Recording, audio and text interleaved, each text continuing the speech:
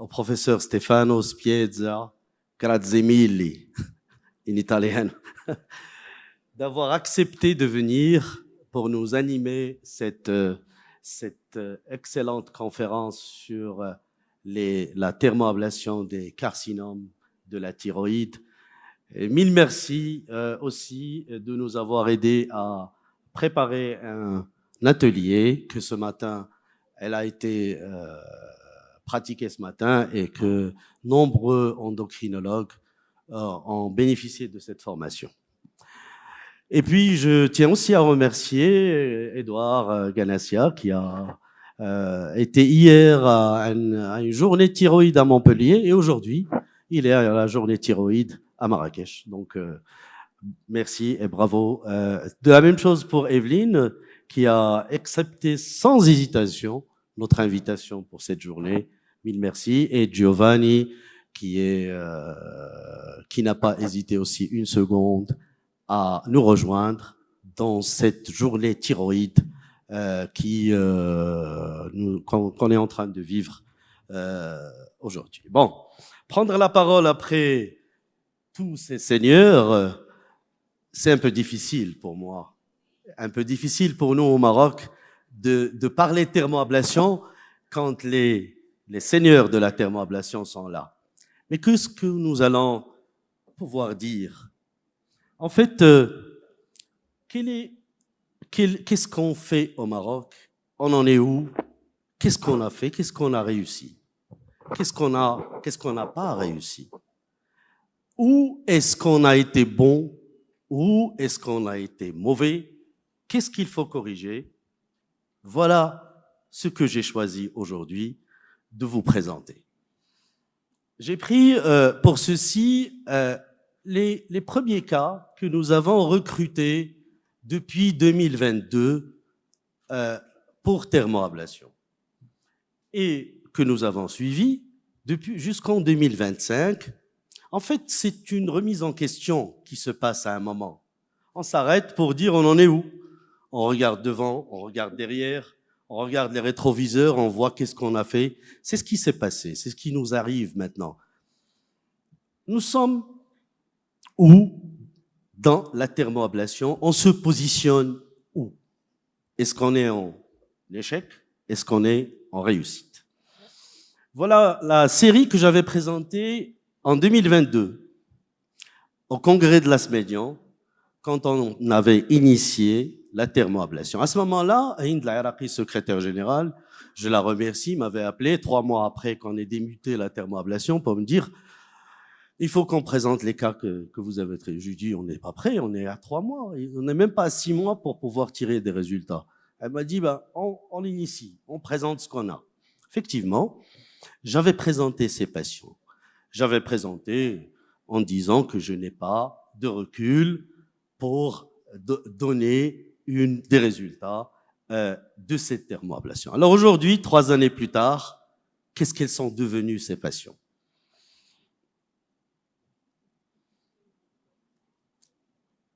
Alors cette série a été colligée, et j'ai bien aimé ce qu'a dit Edouard, comme que la chirurgie est une alternative à la thermoablation. C'était notre réflexion première. Oui, est-ce que la chirurgie, ce n'est pas juste une alternative à la thermoablation et pas le contraire? Nous avons donc commencé ces techniques au Maroc en le 4 mai 2022. Et c'était pour évaluer l'efficacité et la sécurité de la thermoablation dans notre contexte. Nous avons analysé nos 70 premiers patients. Nous sommes à quelques 300 patients et même un peu plus, mais on s'est arrêté à analyser les 70 patients. Comment nous les avons analysés? Nous avons fait une fiche pour recueillir les données. C'est une étude rétrospective, nous allons le voir, qu'on a soumis à une intelligence artificielle pour nous faire une analyse statistique la plus complète possible et nous dégager quels sont nos points forts et quels sont nos points faibles, puisque nous sommes dans un congrès d'intelligence artificielle. Donc, on a voulu évaluer la réduction du volume du nodule. comme a dit Edouard, on n'est pas là pour traiter un nodule, pour le faire disparaître, mais on est là pour le faire réduire. Voilà. Et puis, on a voulu voir la sécurité de cette thérapeutique dans notre contexte. Quelle est la méthodologie qu'on a adoptée pour cette série? C'est une série qui a été suivie depuis mai 2022 jusqu'en 2025. C'est une étude rétrospective, monocentre. Bon, j'aimerais bien qu'un jour on puisse présenter une étude multicentrique au Maroc. Et ce sont les 70 patients consécutifs. Ils n'ont pas été présélectionnés. C'est les patients recrutés de façon consécutive qu'on a soignés. Alors, on les a recrutés pour un nodule symptomatique, soit apparent, cosmétique, soit c'est un nodule fonctionnel, un nodule chaud, toxique, un nodule autonome. Et puis, on avait veillé à informer le patient, mais surtout à obtenir un consentement éclairé de notre patient. Et qu'est-ce qu'on avait utilisé alors? On a utilisé la thermoablation par radiofréquence, puisque c'était la première technique chez nous, au Maroc. Et puisque les trios qui étaient en Corée du Sud s'étaient formés sur la technique radiofréquence, donc c'était évidemment la technique qu'on avait essayé d'adopter chez nous au début. Donc 85% de nos patients étaient traités par radiofréquence, et puis 15% étaient traités par microwave, puisque la microwave entrait au marché marocain et donc était devenue disponible, bien sûr, sous éco-guidage. C'est une étude de... Pardon. Quelles sont les caractéristiques de nos patients? Eh bien, la majorité de nos patients étaient venus nous voir pour des gros nodules cosmétiques avec un score 4, comme ceci. Voilà une patiente qui était venue pour ça. Vous allez voir ce qu'il est devenu après. Je vais vous montrer ces diapositives d'évolution après thermoablation dans quelques instants. Alors, nos patients sont en majorité des patients en âge moyen de 45 ans. Ça allait de 13 ans, on avait traité une jeune fille de 13 ans jusqu'à 74 ans. Les moins de 30 ans étaient représentés 18%, et c'est les 30-50 ans qui étaient majoritaires à 45%. Les patients de plus de 50 étaient à 35% dans cette série. C'est une majorité féminine, 71%, mais les hommes représentaient quand même 20 patients masculins, et donc on avait la même chose que pour la littérature mondiale. Quelles sont les caractéristiques du nodule? Eh bien, notre nodule était généralement gros, avec un volume moyen de 21 millilitres. Pourquoi? Parce que ce sont eux qui refusaient la chirurgie et qui venaient chercher une autre alternative qui est la thermoablation et qui nous avait quelque part fait pression pour faire la thermoablation. Le volume allait de 2 millilitres jusqu'à 111 millilitres. On était quelque part... on recrutait tout le monde, c'est ce qu'a dit Edouard. Au début, c'est la courbe d'apprentissage. Comment se distribuaient ces nodules? Eh bien, entre 5 et 20 millilitres, c'était la forte majorité, 42%. Moins de 5, 28%, et plus de 20, 28%. Donc voilà un petit peu l'hétérogénéité de notre série. Nos nodules étaient autant à droite, autant à gauche. 52, 48. C'est des nodules à droite et à gauche, de la même manière. Alors, quels sont les résultats de cette série? Après 2 années, 3 années de suivi, voilà nos résultats. Pour la réduction du volume du nodule, nous avons évalué la réduction à 3 mois, à 6 mois et à 12 mois. À 3 mois, on avait 45% de réduction du volume. À 6 mois, 62,3%, et à 12 mois, 74%. Il faut dire que la thermoablation réussit quand on dépasse 50% de réduction du volume. Donc, et à 6 mois, pas à 3 mois. Donc, on était quand même dans une tranche de réussite. Quelles sont les réponses volumétrique. Donc, les patients qui ont dépassé une réduction du volume dépassant les 50% à 6 mois étaient dans notre série de 78%. C'était encourageant, c'est encourageant comme résultat, et c'est encourageant d'autant plus quand on voit que 75%, au-delà de 75% de réduction du volume, nous avions un taux de 62,4% de patients qui ont atteint ce résultat qu'on juge positif. L'échec était au rendez-vous aussi chez 3,2% de nos patients, chez qui on a vu qu'il n'y avait pas de réduction de volume, mais plutôt une repousse du nodule, et donc on considère ceci comme un échec à la thermoablation. Quels sont les résultats cosmétiques? Quand on voit que le résultat volumétrique est bon pour notre série, quels sont les résultats cosmétiques? Eh bien, le score cosmétique qui est évalué de 1 à 4 était adopté dans l'analyse de cette série.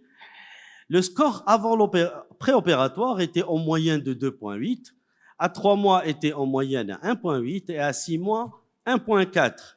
Donc, il y a eu une réduction du score cosmétique au fil des mois jusqu'au 6e mois de traitement.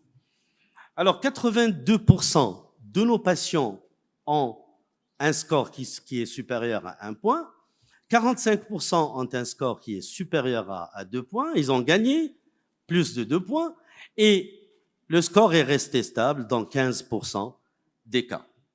Voilà la patiente que je vous ai projetée sur la première diapositive. 6 mois après le traitement, le score cosmétique s'est nettement amélioré et le résultat est spectaculaire à tel point qu'elle m'a répété la même chose que la patiente de Édouard.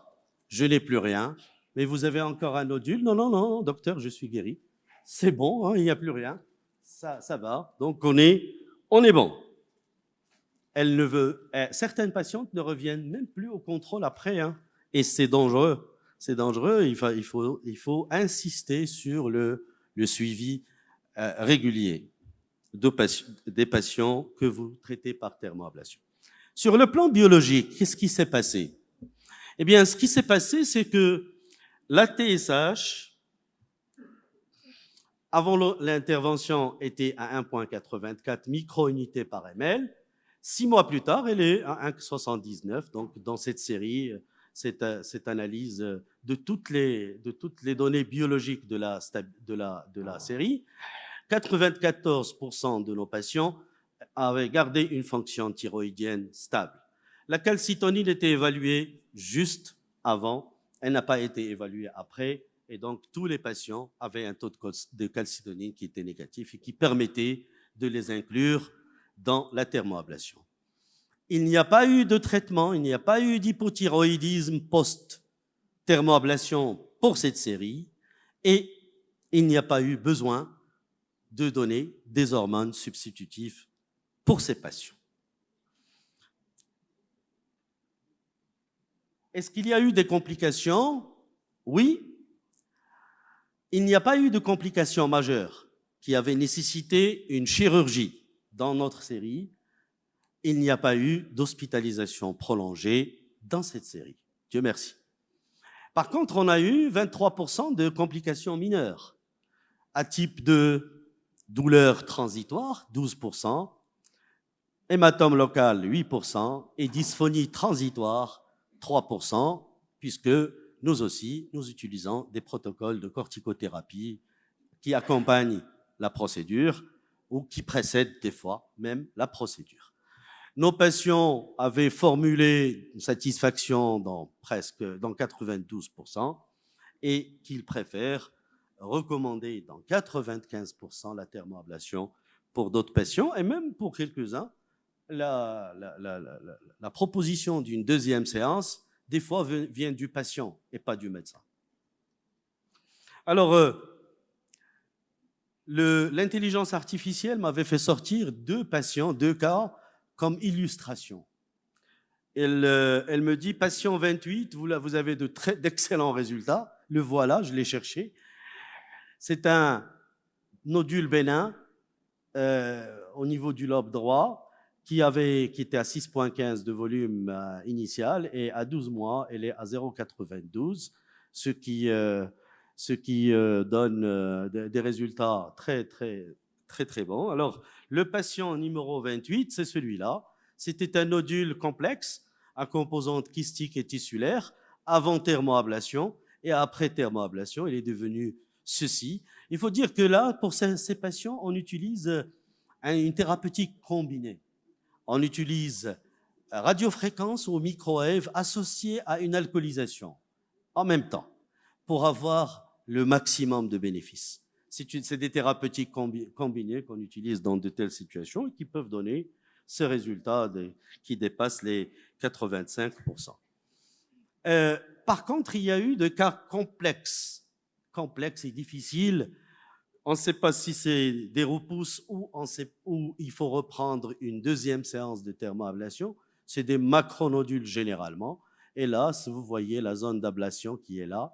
Et on voit que quand même ici, il peut s'agir de repousse du nodule. Donc, difficile de faire une deuxième séance ici. Bien que vous voyez la vascularisation ici, il n'y en a pas. Mais là, ça reste vasculaire. Donc, le patient force la main pour une deuxième ou une troisième séance. Il y en a eu quelques-uns qui sont partis jusqu'à 6 séances. Nous, on s'est arrêté à 2 séances jusqu'à présent maximum. Alors, est-ce qu'il y a des facteurs prédictifs de réussite après analyse de cette série pour nous qui cherchons à nous positionner? C'est vrai qu'il y a des guidelines à l'échelle internationale, mais nous avons besoin quand même d'une lumière de chez nous pour connaître le chemin. Est-ce qu'il y a des facteurs prédictifs? Oui. C'est l'analyse de cette série, qu'est-ce qu'elle nous dit? Elle nous dit que les facteurs qui sont bons pour une thermoablation sont les suivants. Les nodules de petit volume. Dans cette série, les nodules de petit volume avaient une meilleure réponse que des nodules de gros volume, et l'illustration, on vient de la voir. Les nodules solides répondent mieux aux nodules mixtes, kystiques et solides, avec une analyse statistique qui est largement significative ici. Et là aussi, mais même ici, il y a une différence statistiquement très significative. La jeûne est aussi un facteur de bon pronostic, de bonne réponse. Est-ce qu'il y a des facteurs qui ne sont pas corrélés à la réponse? Oui, il y a des facteurs qui n'ont rien à voir avec la réponse à la thermoablation. C'est le sexe du patient, masculin ou féminin, c'est la même chose. Le taux de TSH, aucune corrélation. Et la localisation du nodule, qu'elle soit à droite ou à gauche, aucune corrélation. Voilà une formule prédictive que je n'adopte pas, honnêtement, mais que vous pouvez utiliser si besoin de voir est-ce que ce nodule va bien répondre à la thermoablation ou pas. Dans la pratique, elle n'a pas grande valeur. C'est plutôt pour les études statistiques et pour les grandes publications qu'on utilise ce genre de formule. Si on veut nous comparer à l'international, bon, nous avons pour cette série, je ne vais pas dire le Maroc, mais cette série est à 62%, 62,3% de volume de réduction à 6 mois. Par rapport aux autres pays, je cite ici la Corée du Sud et la France. J'ai vu un chiffre tout à l'heure que Edouard a projeté de 75%. Bon, par rapport à la Corée du Sud, on est dans la frange, on est dans les mêmes résultats que la Corée du Sud, mêmes résultats que ceux de la France, je crois, qui datent d'il y a quelques temps, quelques mois. Et puis, par rapport à la chirurgie, quels sont les avantages pour nos contextes marocains? Par rapport à la chirurgie, il y a un coût qui est réduit, coût global de la thermoablation qui est réduit. On ne compte pas le coût de l'électrode, de la salle d'intervention, des moyens qu'on utilise en premier temps, mais on compte le coût global. Donc, par rapport à la chirurgie, quand on laisse une thyroïde, ben on évite aux patients des bilans, on évite des bilans réguliers trimestriels, des médicaments régulièrement à prendre, des complications qu'on ne connaît pas. Et puis même le patient après chirurgie te dit « je ne suis plus le même ». Je ne suis plus le même, même si je prends la lévothyroxine que vous m'avez prescrit. Bien sûr, cette technique maintenant est accessible au Maroc, et puis ça permet de préserver une thyroïde, et c'est important de préserver une thyroïde et de ne pas avoir une cicatrice au cou. Donc, les avantages économiques immédiats, et si on compare la chirurgie qu'on vient de dire à la thermoablation, l'hospitalisation nécessaire pour faire une chirurgie, ça peut aller jusqu'à 3 jours. La thermoablation, c'est une hospitalisation. On peut décharger le patient le même jour. Alors, le bénéfice social, c'est que le patient revient au travail.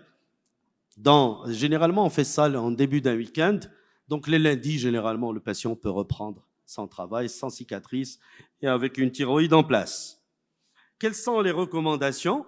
Eh bien, pour faire des recommandations, déjà, voilà une première petite série. On doit analyser, je sais qu'il y a pas mal de centres au Maroc, et l'ASMEDIAN, la Société marocaine d'endocrinologie, a choisi de monter une équipe d'experts pour essayer d'élaborer des recommandations. Nous sommes en phase de préparation et j'inviterai mes collègues français, Edouard et Evelyne, et puis mes collègues italiens, à nous aider à l'élaboration de ces recommandations sur lesquelles on se basera au Maroc pour avancer. Alors, voilà quelques recommandations qui se dégagent de cette série. Et regardez, la sélection du patient est la plus importante ici. C'est des nodules qui sont bénins, symptomatiques, soit cosmétiques, soit fonctionnels, quand il y a une contre-indication à la chirurgie ou il y a un désir de préserver un score cosmétique pour le patient. La technique, ça a été bien détaillé par les orateurs qui m'ont précédé, donc j'ai sauté toute cette partie technique, l'anesthésie locale et la sédation. La technique doit se faire sous un coguidage et bien sûr, il va falloir gérer les complications pendant, après et au-delà, un peu loin de la thermoablation. Nous avons colligé un cas de rupture nodulaire 1 mois après thermoablation et jusqu'à présent, alhamdoulilah, donc qui a bien évolué, le traitement était bon, donc tout s'est rentré dans l'ordre. Mais c'est une complication qui ne survient pas pendant l'acte. C'est une complication qui arrive 1 mois après. Donc il va falloir rester vigilant. Un patient qui vient ou une patiente avec une rougeur locale qui se déclenche après thermoablation, attention, c'est une rupture nodulaire. Et l'image qu'a projetée Edouard tout à l'heure de ce champignon qui avance est typique et pathognomonique de la rupture nodulaire. Donc il faut le prendre en charge, il faut le traiter et tout rentre dans l'ordre. Il n'y a aucun mal. Antibiothérapie, des fois corticothérapie, quelques jours à quelques semaines et tout rentre dans l'ordre. Ne soyez pas affolés par la rupture nodulaire, surtout antérieure. La postérieure, elle est dangereuse. La latérale, elle est dangereuse, donc soyez prudents. Donc, il faut suivre le patient à 1 mois pour chercher cette complication, justement, qui est la rupture nodulaire. Et puis, à 3 mois, à 6 mois et à 12 mois, il faut faire un suivi par échographie et par dosage biologique et, bien sûr, utiliser le score cosmétique pour classer le patient. Quelles sont les perspectives futures? C'est peut-être le sujet de tout à l'heure. Eh bien, il faut étendre les indications de la thermoablation, même chez nous au Maroc, aux cytologies indéterminées. Je crois que Edouard, on en a parlé tout à l'heure et il va redire un mot. Les nodules, les cancers récurrents, et même les nodules récurrents, qu'ils soient bénins, et puis quand il y a un fort risque chirurgical. Les techniques innovantes qu'il faut adopter, les techniques combinées, on les adopte depuis longtemps. RFA plus éthanol, microwave plus éthanol, tout peut se faire, il n'y a pas de problème. Bien sûr, on est dans le futur, je crois qu'il y aura une assistance robotique à la thermoablation. C'est ce qui se projette. Mais comme a dit Edouard, l'humain ne pourra être pas remplacé pour la thermoablation. Et donc, au Maroc, il va falloir élaborer des guidelines, nous en avons pas déjà parlé, et bien sûr créer un système de suivi et de gestion et d'accompagnement de tous les centres qui souhaitent s'investir dans le domaine de la thermoablation. L'Asmédion est là pour les aider, les accompagner, les orienter. Et puis, je crois qu'il est temps de remercier déjà les deux sociétés savantes qui sont avec nous, la Save Your Celluloid Academy du professeur Stefanos Piezza qui a accepté de signer avec l'Asmédion merci, une convention de formation des endocrinologues marocains pour la thermoablation, mais aussi il est temps de remercier Edouard Ganassia et l'AFTI, Evelyne Slotema, qui a accepté de signer avec nous les journées thyroïdes de 7 à Rabat.